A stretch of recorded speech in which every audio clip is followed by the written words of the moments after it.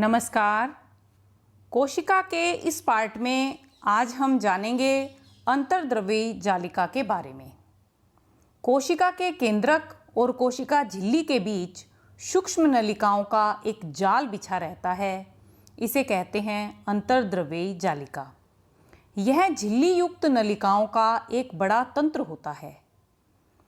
कोशिका में अंतर्द्रव्यी जालिका कहीं लंबी नलिकाओं के रूप में तो कहीं गोल या आयताकार थैलेनुमा रचना के रूप में पाई जाती है।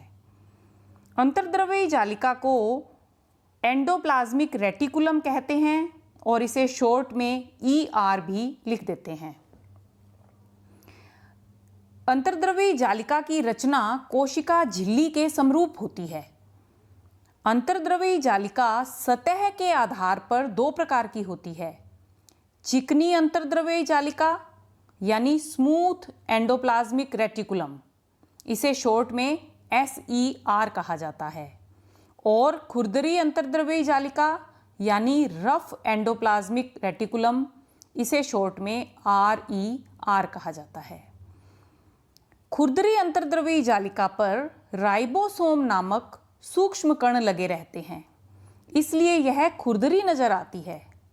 ये राइबोसोम प्रोटीन संश्लेषण का कार्य करते हैं। अब RER काम करती है तो क्या SER पीछे रहती है? नहीं, यह भी काम करती है। चिकनी अंतर्द्रव्यी जालिका यानी SER वसा या लिपिड अणुओं के बनाने में सहायता करती है। RER और SER मिलकर वसा और प्रोटीन का निर्माण कर देती हैं। ये दोनों पदार्थ कोशिका के लिए बहुत महत्वपूर्ण होते हैं। हमने कोशिका के पार्ट 2 में जाना कि कोशिका झिल्ली प्रोटीन और वसा से निर्मित होती है। इसका अर्थ यह हुआ कि अंतर्द्रव्यी जालिका कोशिका झिल्ली बनाने में मदद करती है। इस प्रक्रिया को झिल्ली जीवात जनन कहते हैं। RER और SER द्वारा निर्मित प्रोटीन व वसा एंजाइम व हार्मोन के निर्माण में भी मदद करते हैं। कोशिका में परिवहन का कार्य भी अंतर्द्रव्यी जालिका द्वारा किया जाता है। कोशिका द्रव्य के विभिन्न क्षेत्रों के मध्य कोई लेन देन हो या कोशिका द्रव्य और केंद्रक के मध्य कोई लेन देन हो, इन सब में परिवहन अंतर्द्रव्यी जालिका द्वारा ही होता है। गाल्जी-काय भी कोशिका में पाया जाने वाला एक कोशिकांग है। इसका निर्माण भी अंतर्द्रव्यी जालिका करती है।